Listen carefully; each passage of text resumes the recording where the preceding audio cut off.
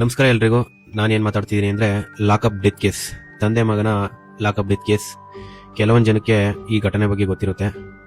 Covid ಟೈಮಲ್ಲಿ ಈ ಘಟನೆ ಆಗಿರುತ್ತೆ. ಏಪ್ರಿಲ್ 6, 2020 ಈ ಘಟನೆ ಆಗಿರುತ್ತೆ.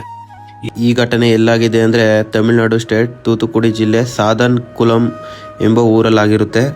ಏನು ಈ ಘಟನೆ ಅಂದರೆ, ಒಂದು ಅಂಗಡಿ ಇಟ್ಕೊಂಡಿರ್ತಾರೆ ತಂದೆ ಮಗ ಇಬ್ರು. ನೈಟ್ 10 ಗಂಟೆ ಆದ್ಮೇಲೆ ಕೋವಿಡ್ ಟೈಮಲ್ಲಿ ಅಂಗಡಿ ಓಪನ್ ಮಾಡಂಗಿರ್ಲಿಲ್ಲ. ಇವರು ಸಮಯ ಮೀರಿ ಓಪನ್ ಮಾಡಿರ್ತಾರೆ. ಅವ್ರ ತಂದೆ ಜಯರಾಜ್ನ ಕರ್ಕೊಂಡು ಹೋಗ್ತಾರೆ ಪೊಲೀಸರು ಪೊಲೀಸ್ ಸ್ಟೇಷನ್ಗೆ. ನಮ್ಮ ತಂದೆನ ಏನು ಕರ್ಕೊಂಡೋದು ಅಂತ ಹೇಳ್ಬಿಟ್ಟು ಜಯರಾಜ್ ಮಗ ಪೊಲೀಸ್ ಸ್ಟೇಷನ್ ಹುಡಿಕೊಂಡು ಹೋಗ್ತಾನೆ. ಅವನ ಹೆಸರು ಬೆನಿಕ್ಸ್ ಅಂತ. ಅಲ್ಲಿ ಹುಡಿಕೊಂಡು ಹೋದ್ಮೇಲೆ ಹೊಡೆಯೋದಕ್ಕೆ ಸ್ಟಾರ್ಟ್ ಮಾಡಿರ್ತಾರೆ. ಇವನ್ ಕೇಳಿದ್ರೆ ಇವನ್ಗೆ ಹೊಡೆಯಕ್ಕೆ ಸ್ಟಾರ್ಟ್ ಮಾಡ್ತಾರೆ. ಹಿಂಸೆ ಕೊಡ್ತಾರೆ, ಸಿಕ್ಕಾಬಟ್ಟೆ ಹೊಡಿತಾರೆ, ಸಾಯೋ ತರ ಹೊಡಿತಾರೆ. ಅವ್ರು ಪ್ರೈವೇಟ್ ಪಾರ್ಟಿಗೆಲ್ಲ ಹೊಡೆದಿ ಅವ್ರನ್ನ ಸಾಯಿಸಾಕ್ಬಿಡ್ತಾರೆ. ಇಡೀ ರಾತ್ರಿ ಹೊಡೆದು ಸಾಯಿಸಾಕ್ಬಿಡ್ತಾರೆ. ಅಲ್ಲಿರೋ ರಕ್ತ ಎಲ್ಲ ಇವರೇ ಕ್ಲೀನ್ ಮಾಡ್ತಾರೆ. ಮತ್ತೆ ಅದಾದ್ಮೇಲೆ ಅವ್ರು ಸತ್ತೋಗ್ತಾರೆ, ಹಾಸ್ಪಿಟ್ಲಿಗೆ ಅಡ್ಮಿಟ್ ಮಾಡ್ತಾರೆ. ಕೋವಿಡ್ ಇಂದ ಸತ್ತೋದ್ರು ಅಂತ ಹೇಳ್ತಾರೆ. ಈ ಕೇಸು ಎಲ್ಲಿವರೆಗೂ ಹೋಗುತ್ತೆ ಅಂದ್ರೆ CBI ತನಿಖೆ ಆಗುತ್ತೆ, ಅಲ್ಲಿವರೆಗೂ ಹೋಗುತ್ತೆ. ಇದು ಲಾಕಪ್ ಡೆತ್ ಅಂತ ಪ್ರೂವ್ ಆಗೋಗುತ್ತೆ. ಮತ್ತೆ ಮೊನ್ನೆ ಒಂದು ಮದುರೈ ಕೋರ್ಟಿಂದ ಡಿಸಿಷನ್ ಬರುತ್ತೆ. ಏನಪ್ಪಾ ಅಂತಂದ್ರೆ, ಗಲ್ಲು ಶಿಕ್ಷೆ 9 ಜನ ಸಿಗಾಕೊಂಡಿರ್ತಾರೆ ಈ ಕೇಸಲ್ಲಿ.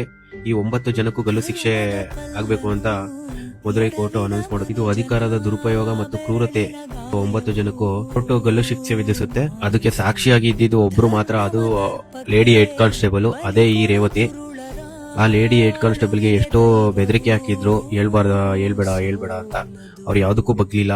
ಎಷ್ಟೋ ಕೋಟಿ ಕೊಡ್ತೀನಿ ಅಂದ್ರೂ ಒಪ್ಪಿಲ್ಲ. ಏನಪ್ಪಾ ಅಂದ್ರೆ, ಇದೊಂದು ಆತ್ಮಕ್ಕೆ ಶಾಂತಿ ಸಿಕ್ತು ಆ ಲೇಡಿ ಹೆಡ್ ಕಾನ್ಸ್ಟೇಬಲ್ ಇಂದ. ನೀವು ಅಷ್ಟೇ, ತಪ್ಪಿಲ್ಲ ಅಂದ್ರೆ ಯಾವುದೇ ಕಾರಣಕ್ಕೂ ಎದುರಕ್ಕೆ ಹೋಗ್ಬಿಡಿ. ಅಂದ್ರೆ ನಮ್ಮ ಯೂತ್ಸ್ ಎಷ್ಟೊಂದ್ ಜನ PC PSI ಆಗೋದಕ್ಕೆ ಓದ್ತಾ ಇದ್ದೀರಾ. ಇಂಥ ಆನೆಸ್ಟ್ ಆಗಿ 100% ಕೆಲಸ ಮಾಡಿಲ್ಲ ಅಂದ್ರೂ ಪರವಾಗಿಲ್ಲ, ಅಂತ ಪಾಪದ ಕೆಲಸ ಅಂತೂ ಮಾಡಕ್ಕೆ ಹೋಗ್ಬೇಡಿ ಅಂತ ಹೇಳ್ತೀನಿ ಅಷ್ಟೇ. ಇಂಥ ಇನ್ಫಾರ್ಮೇಟಿವ್ ವಿಡಿಯೋಸ್ ಬೇಕು ಅಂದ್ರೆ ಫಾಲೋ ಮಾಡ್ಕೊಳ್ಳಿ. Okay, thank you.